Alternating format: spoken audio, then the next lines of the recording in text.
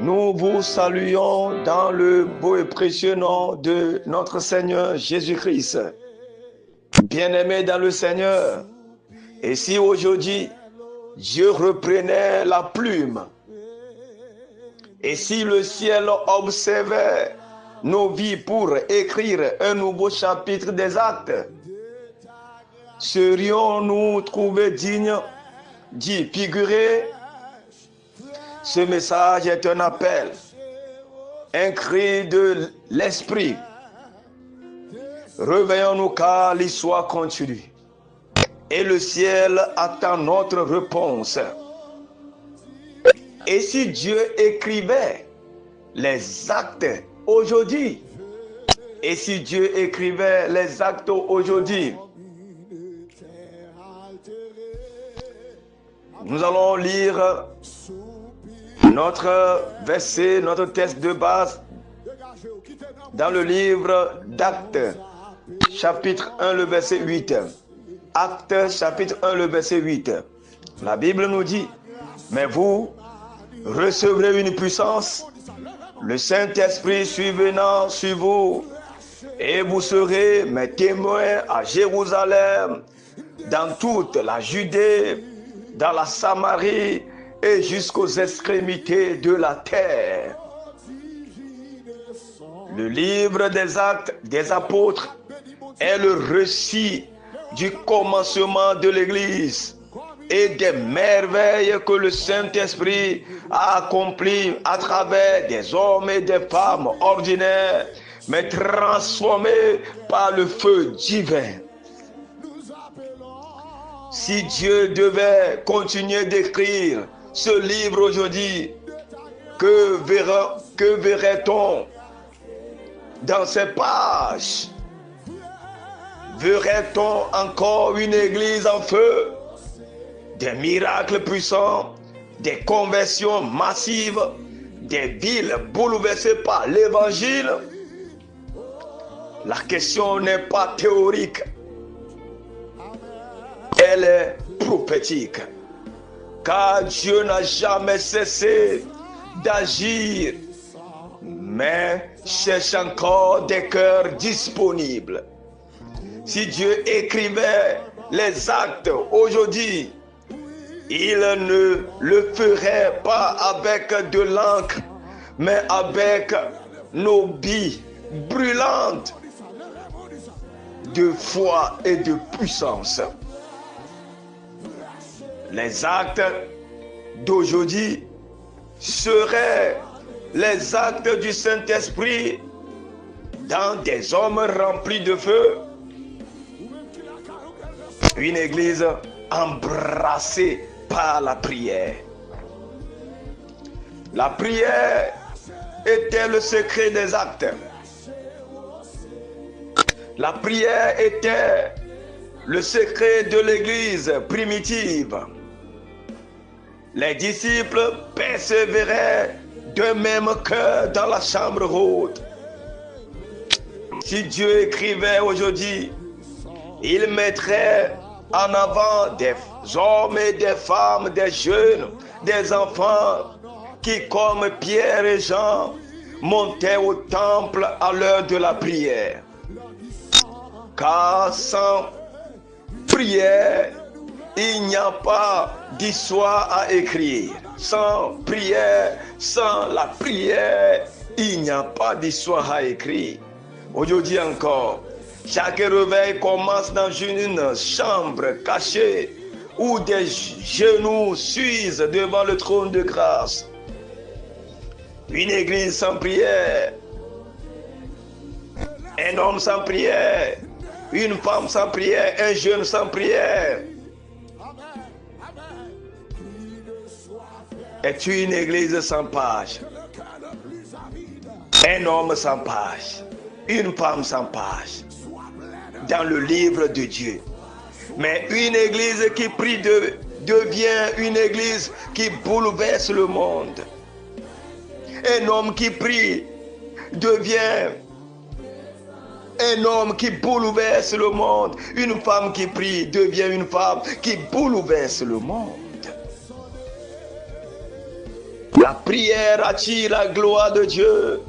La prière déclenche les prodiges. Elle ouvre les cieux fermés. Si Dieu écrivait les actes de 2025, il raconterait l'histoire de croyants qui, dans un monde brûlant, ont choisi la voie silencieuse mais puissante de l'intercession. Dieu veut écrire ton nom dans ce nouveau chapitre. Mais il attend que tu deviennes un homme, une femme de prière. Bien-aimés frères et sœurs, si nous voulons que notre génération connaisse le réveil, si nous voulons que nos églises connaissent le réveil, reprenons la place de la prière. Une église remplie du Saint-Esprit. L'église primitive était remplie du Saint-Esprit.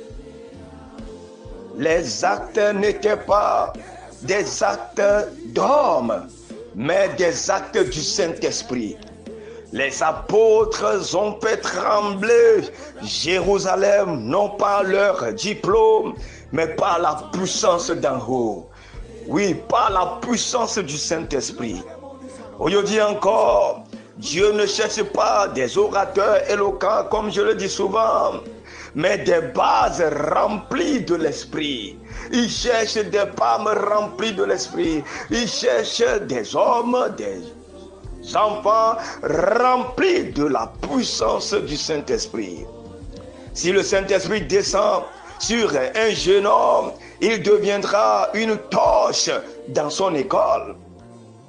Si le Saint-Esprit saisit une femme, elle transforme son quartier en terrain de réveil. Les actes modernes seraient les histoires de croyants ordinaires devenus extraordinaires par l'onction.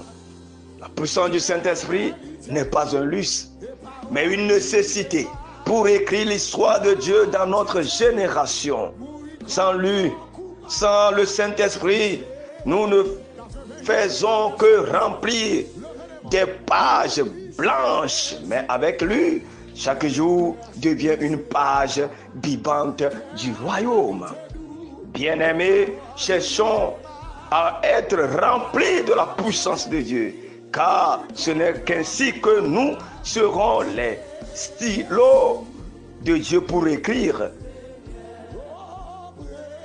de nouvelles histoires. Après avoir vu que les actes d'aujourd'hui seraient d'abord les actes du Saint-Esprit dans des hommes et des femmes en feu, découvrons maintenant que ce livre continuerait aussi par des miracles et des vies transformées. Les actes d'aujourd'hui seraient les actes des miracles et de la transformation des âmes. Les miracles qui bouleversent les villes. Les miracles qui bouleversent les villes. Le livre des actes est rempli de guérison. Ce livre est rempli de délivrance et de signes qui attiraient les foules à Christ. Si Dieu écrivait aujourd'hui, il raconterait encore comment des malades sont guéris, comment des captifs sont libérés, comment des familles entières sont restaurées. Les miracles ne sont pas des souvenirs anciens, mais l'encre actuelle de Dieu pour écrire ces merveilles. Dans un monde rempli de souffrances, les miracles sont des lettres vivantes qui annoncent que Jésus est encore le même hier, aujourd'hui et éternellement. Là où il y a la puissance, il y a l'histoire qui s'écrit.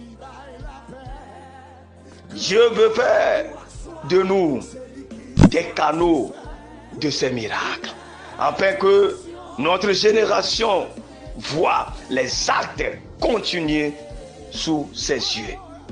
Bien-aimés, frères et sœurs en Christ, hommes de Dieu, servants de l'Éternel, demandons à Dieu de nous rendre disponibles pour être les instruments de ces miracles dans ce temps. Des vies transformées par la puissance de l'Évangile des vies transformées par la puissance de l'évangile. Les actes sont surtout l'histoire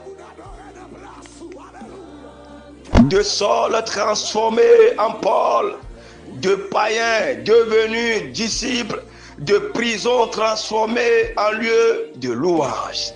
Si Dieu écrivait aujourd'hui, il raconterait des histoires d'alcooliques délivrés, de familles réconciliées, de jeunes appelés au ministère, de nations tournées vers le Seigneur. Le plus grand miracle n'est pas dans le corps, mais dans l'âme qui passe des ténèbres à la lumière.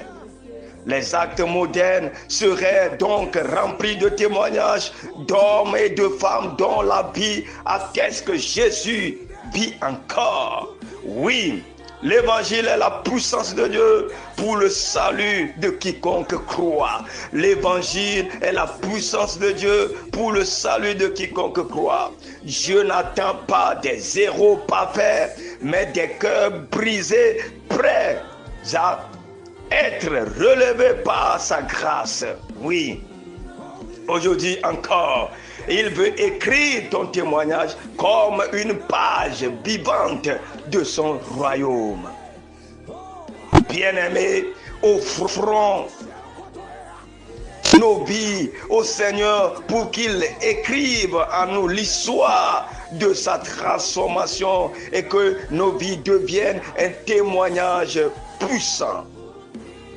En somme, si Dieu écrivait les actes aujourd'hui, ce ne serait pas dans un manuscrit de pierre ou de papier, mais dans la chair et le sang de ceux qui se consacrent à lui.